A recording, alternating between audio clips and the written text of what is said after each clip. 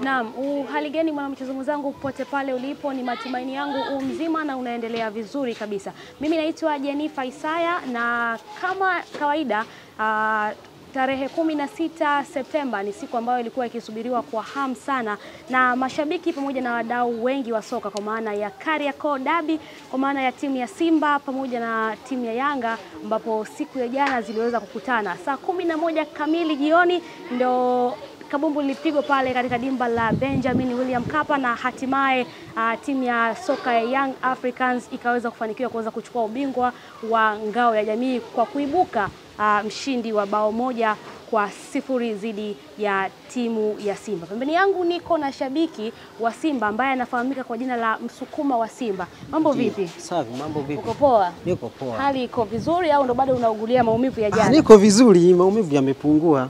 Mara 6 mfululizo mnafungwa na mtani wenu wa jadi, mtani wenu Young Africans.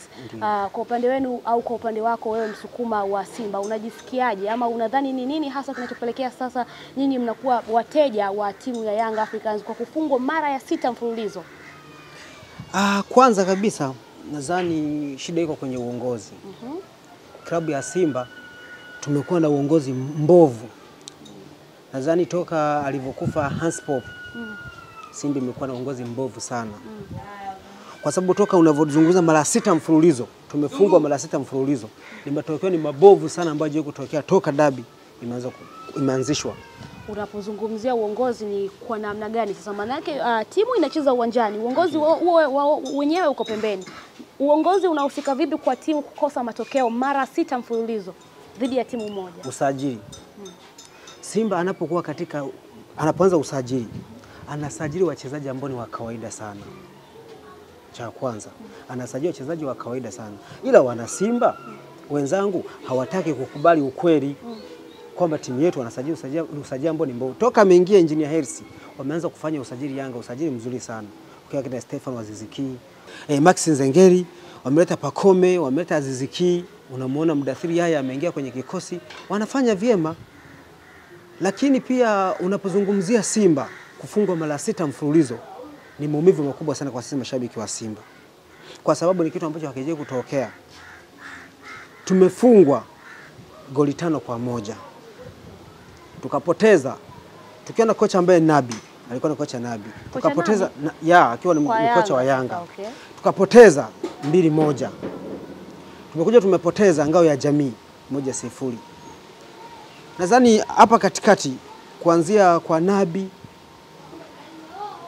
Nabi kurudi nyuma, Simba alikuwa sio mteja.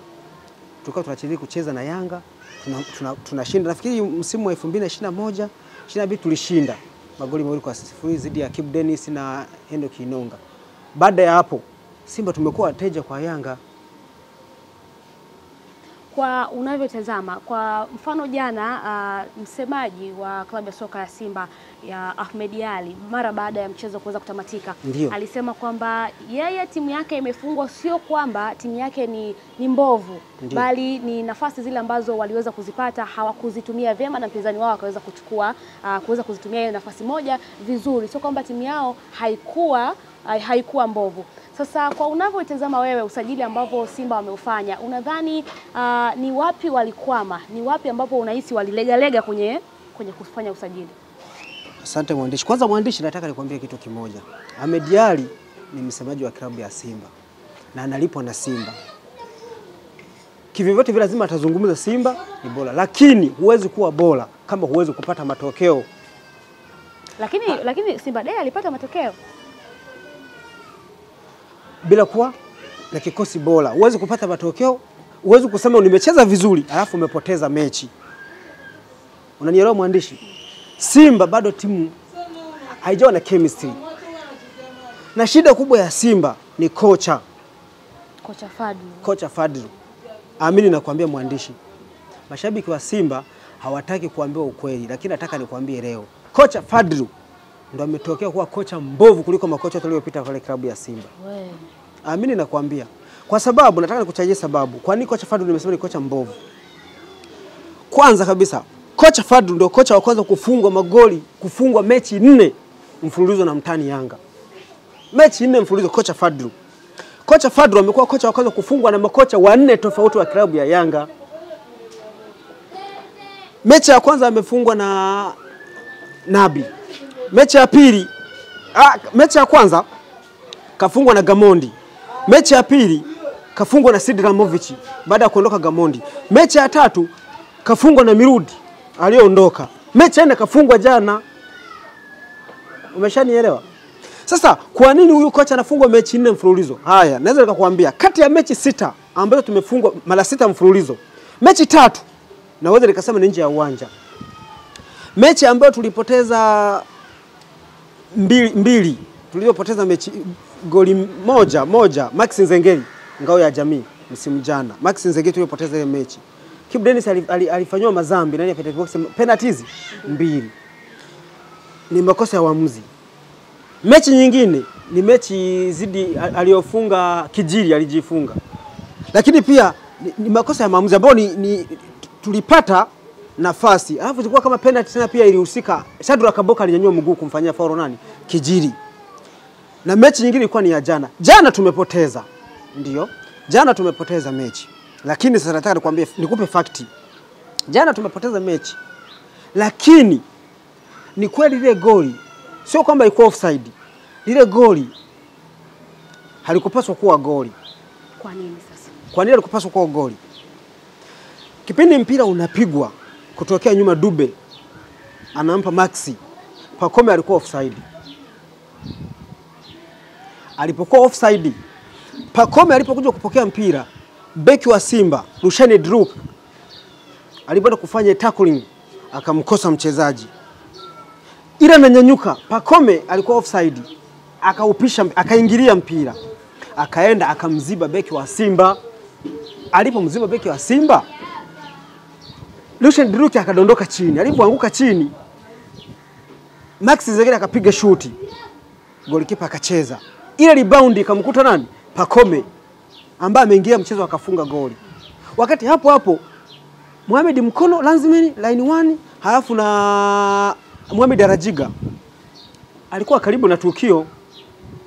Mimi naamini japo kusema kwamba kufunga ilikuwa ni offside, lakini mimi bado nalalamika ilikuwa faulo. Baada ya Rushine Druk kunyanyuka, anataka aende yani naamini labda huenda angenyanyuka akaenda, labda angefanya mambo mawili, labda angeokoa ile mpira au labda kungetokea kitu kingine. Lakini baada ya kumziba tayari ameingilia mchezo. Wakati sheria namba 11 inasema hivyo, mchezaji anapokuwa offside hapaswi kujihusisha na mpira. Yeye alijihusisha baada ya kuja kumziba nani? Kumziba beki. Kwa hiyo moja kwa moja lile goli kwa upande wako lilikuwa ni offside. Lakini narudi kwa kocha Nabi na ni Fadlu. Fadlu Davis. Kwa nini nimesema Fadlu kwamba ni kocha mbovu? Kocha Fadlu ndani ya mechi 4, maana mechi 2 hizi, mechi 6 mfululizo, mechi 2 tumefungwa kwa hivyo Abdulrahman Benshika, na zile goli tulifunga goli 5 akiwepo Robertinho. Hizi mechi 4 mfululizo tulizofungwa akiwepo Fadlu, ameshindwa kupata goli hata la offside. Kwa hicho ndio kinamfanya kocha Fadlu kuwa sio, yani hata kufungwa 2-1 au 3-1 ameshindwa kupata goli. Mechi 4 mfululizo kafungwa 1-0 Max Nzengeli, kafungwa 1-0 Kijiri amejifunga, kafungwa 2-0 ya juzi ile wanachukua kombe wanatupia mkononi kwetu, na jana amefungwa 1-0. Sasa turudi kwako sasa, kwa upande wako wewe unadhani ni nini uongozi wa Simba ufanye kuhusiana na kocha Fadlu? Kwa sababu tayari wengi mashabiki baadhi yao wanasema kwamba Fadlu anazingua, na upande wako pia wewe unasema kwamba Fadlu anazingua. Nini kifanyike sasa kwa uongozi wa Simba? Ni kuachana Fadlu na kutafuta kocha mwenye uwezo mkubwa wa kuja kuifundisha Simba. Lakini kocha Fadlu hana uwezo wa kuifundisha Simba, ni kocha mdogo sana. Kocha huyo Fadlu ndo aliowapeleka kwenye fainali ya shirikisho. Au umecheza na nani? Shirikisho umecheza na nani? Naomba niambie. Fadlu amefika fainali, kakutana timu ndani ya vilabu 10 bora. Shirikisho ni timu gani ambayo amekutana ndani ya vilabu 10 bora? Ni timu gani kakutana nayo? Alikuwa nafasi ya 4. Berkane alichukua ubingwa, alikuwa nafasi ya 5. Berkane ndo kaja kumchallenge akachukua ubingwa. Ukiangalia mechi ya kwanza tulianza nayo Al Tripoli, na walikuwa wanatengeneza timu. Kuna mshambuliaji anaitwa Mabururu. alikuwa na siku kama 4 ndo amekuja kwenye ile klabu. Ilikuwa haijakaa vizuri. Tukapata ushindi. CS Constantine, Sfaxien, ni timu ambazo ni za kawaida. 10 bora, zile timu hazipo, hata 20 bora. Sfaxien hayupo. Alikuja kupata challenge alipokutana Berkane kwa nafasi ya 5. Ndio maana tukafika finali, tukasema kocha ni mzuri. Lakini ukocha, nikitaka kukwambia kocha ni huyu kocha, hatuna kocha. Kwa nini nakwambia hivyo? Sabu. Yaani hata ukiwa nje unaangalia mechi hivi, unasema bwana huyu akachoka. Au anaendelea kufanya nini mle? Lakini yeye ndo anajua kwa sababu yeye alikuwepo kwenye mazoezi. Alikuwepo? Alikuwa akifanya nao mazoezi muda wote. Ni sahihi. Sasa kuna haja gani ya kusajili wachezaji 22? Kwamba kwa maana hiyo kila mmoja anatakiwa ahusike kwenye mechi. Na ndio maana nikasemaje kwa sababu hii anatakiwa adhibiwe kocha, aondolewe kwa sababu gani? Naweza nikakwambia. Usajili 90% kafanya yeye. Kama unakumbuka kuna scenario moja ilitokea inasemekana kuna mchezaji mmoja wa Coastal Union anaitwa Zambo. Alienda mpaka Misri. Alipofika kule kocha akasema mimi simuhitaji na muhitaji Mligo. Na kweli Simba wakamletea Mligo akaja pale. Kulikuwa na haja gani umeachana na viungo watatu, umeachana na Fabrice Ruamba Ngoma, ukaachana na Dibla Fernandez Mavambo, ukaachana na Okajefa. Naongelea viungo wakati namba 6 namba 8. Watatu. Unaenda kumsajili Alassane Kante, unamsajili na Nabi Kamara. Nabi Kamara unamleta kama mbadala wa nani? Wa Valentin Numa. Kona pale katikati wamsajili Alassane Kante. Hizi nafasi za wachezaji wawili. Kulikuwa na haja gani ya kumuondoa Valentin Numa ambaye angebaki kwa vile alikuwa anahitaji kucheza na kumpa muda, wangemwambia kwa vile Mohamed Hussein anaondoka, wao walikuwa wanajua anaondoka, basi tunamwacha Valentin Numa kuja kusaidiana na Mligo. Kama angemleta Mligo, angekuja kusaidiana na Valentin Numa. Nabi Kamara angekuja kuwa mbadala wa kiungo pale katikati. Kwa sababu jana tumeona Nabi Kamara alivyokuwa anacheza namba 3, alikuwa apeleke mashambulizi. Huwezi kuona zile crosses za kupiga kumfikia Mkwara au Mpanzu, ulikuwa umuoni. Lakini baadaye kocha baada ya kugundua makosa alivyomuingiza Mligo, ikabidi Nabi Kamara amrudishe katikati. Jana unamwona Roman Folz anamwanzisha Azizi Andambwile ambaye ni mchezaji wa Kera si Mbeya kule, mchezaji wa kawaida tu. Anazima pale dakika 90, alafu unakuwa unacheza na Alassane Kante, unacheza na Yusuf Kagoma. Kocha anakuwa ni yani kufanya sabu. Kwanza sabu zinakuwa zieleweki, anatugharimu sisi. Yaani mashabiki si ndio tunaumia. Sisi mashabiki ndio tunaumia. Kwa sababu gani? Kulikuwa na haja gani Joshua Budo Mtale yuko bench, Morris Abraham yuko bench, nafasi ya ushambuliaji unamuingiza Neo Maema baada ya kutoka Eli Mpanzu, anamuingiza Neo Maema kucheza winga. Wakati Neo Maema tumemuona kwenye mechi zidi ya Gor Mahia amecheza winga, ameshindwa kuingia kwenye mfumo. Sasa tunataka sasa tuonyeshe kwamba amemleta kama namba 10 kama mbadala wa Jean Charles Ahoua. Aje amchallenge kwamba Jean Charles Ahoua amechoka, tunamuingiza Neo Maema katikati, alafu pembeni kama Kibisa wala alikuwa anatoka, alitakiwa kuingia nani? Mtale. Alafu katikati kama Alassane Kante alikuwa alivyomtoa, nilikuwa nahisi Morris Abraham angepewa nafasi. Morris Abraham ni mchezaji mwenye kipaji kikubwa sana, lakini mimi nakwambia msimu ujao kama ataendelea kukaa benchi utaambiwa tena anapelekwa kwa mkopo. Lakini mchezaji mzuri ambaye anapewa nafasi, huyu kocha amekuwa kama na ushikaji fulani hivi na wachezaji. Yaani hawezi kumtoa Jean Charles Ahoua, hawezi kumuona amemtoa hata kama amechoka namna gani vipi. Hamtoi. Yeye yani kocha wetu bana, yeye ni kutengeneza nywele na kuvaa suti.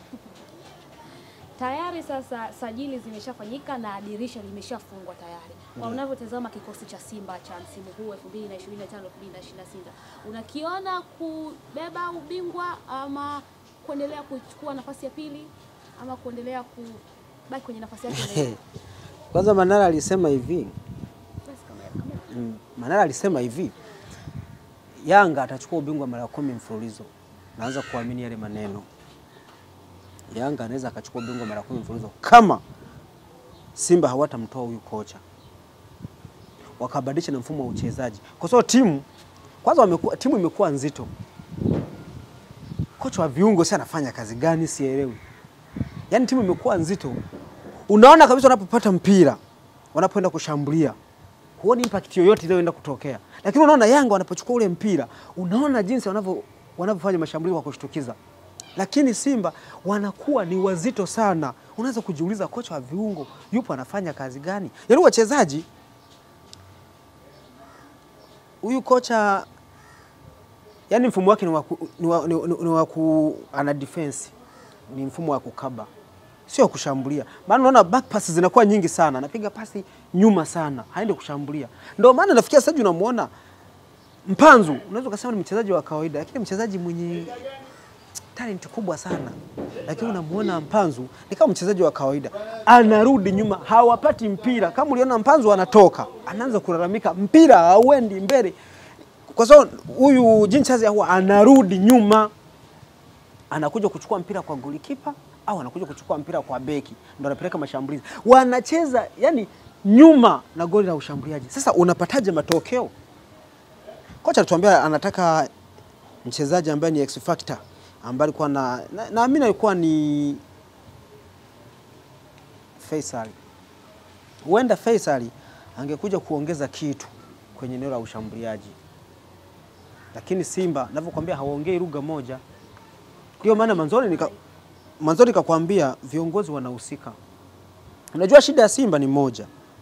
Wanapokuwa wanafanya usajili, wanamfuata mchezaji mara ya kwanza, wanamfuata yani kama wanaenda kutoa kishika uchumba. Yani kama unaenda kuchumbia sasa. Unamfuata mchezaji mara ya kwanza, unamfuata mchezaji mara ya pili, mara ya tatu. Unaona? Wakati Yanga kwenye usajili wanaongea lugha moja. Wanapoenda kufuata mchezaji, wanampigia GSM, bana mchezaji amepatikana shilingi milioni 500, wanatoa wanamleta. Wachezaji wengi ambao watakiwa kwenda Simba, huo ndio ukweli. Wameenda Yanga. Celestine Ekua alikuwa kwenye mipango ya Simba. Hata huyu Barakonte japo anasema kiwango chake hakijaonekana, lakini alikuwa ni mipango ya Simba. Wanakuwa yani tumezidiwa kwenye uongozi na ndani ya uwanja na nje ya uwanja. Kwenye uongozi, unapozungumzia uongozi haujawa specific. Kuna baadhi ya mashabiki wamekuwa wakilalamikia Mangungu kwamba atoke. Unadhani ni kwa nini wanapeleka lawama zao kwa Mangungu na sio kiongozi mwingine? Hata mimi naunga mkono Mangungu kuondoka, kwa sababu Mangungu ni mwenyekiti wa klabu ya Simba upande wa wanachama, ambaye ana hisa 51% kwa 49. It means kwamba kwa wanachama yeye ndo ana nguvu. Moja. Mbili, Mangungu huyu kipindi anaingia madarakani alituahidi kabisa, hata clip zipo, akatuambia mkinipa nafasi kitu cha kwanza kufanya nitamfunga Yanga. Mangungu toka ameingia hajamfunga Yanga. Wanafanya mpira wa kisiasa kwa sababu siku anaingia alimleta Manzoki. Kuna mshambuliaji mmoja kutoka Vipers alipata kama tuzo, alikuwa mchezaji mzuri sana, anaitwa Cesar Robi Manzoki, akamleta. Sisi tukaamini dirisha dogo atamleta. Hatukuwahi kumuona mpaka leo. Kwa hiyo ni kama vile tunafanywa siasa kwenye mpira, lakini mimi naamini kwamba kama watu wangekuwa wananyoka, wanazungumza kwamba wananyoka kwamba inatakiwa tufanye. Kwa nini wanamtaka Hans Pop, wanasema Hans Pop amekufa na Simba imekufa?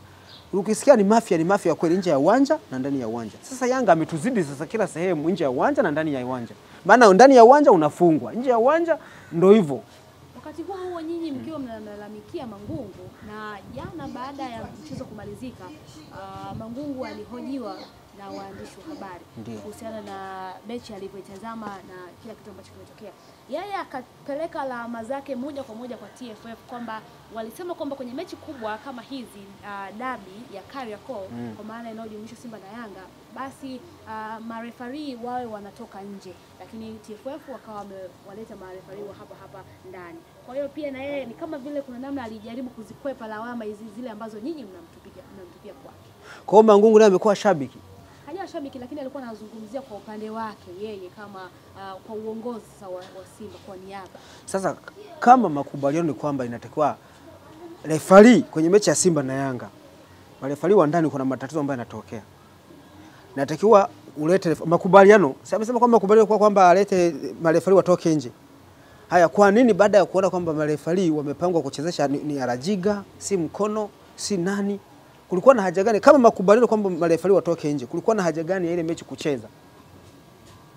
Maana yake ni kutokuwa na msimamo. Maana yake kinachotusumbua sisi hatuna msimamo. Sisi tumempa Yanga ubingwa kwa ajili ya kutokuwa na msimamo, viongozi wetu kukosa msimamo. Kwa sababu Yanga alisema tarehe 15 sichezi na nataka bodi ya ligi baadhi ya viongozi wajiuzuru, na walifanikiwa na tuliona. Kasongo hayupo mpaka leo na wakafanikiwa. Wao tena na wao ndio kwambia viongozi wa Simba kwamba wanatuchanganya hata sisi. Na wao wakaandika barua kwamba sisi tofauti na taarifa kwa umma. Tofauti na tarehe 15 hatuwezi kucheza mechi. Lakini tulishangaa. Ni bora wangetuambia ukweli kwamba bana mechi imesogezwa tarehe 25 wakasema tutacheza. Walikaa kimya. Lakini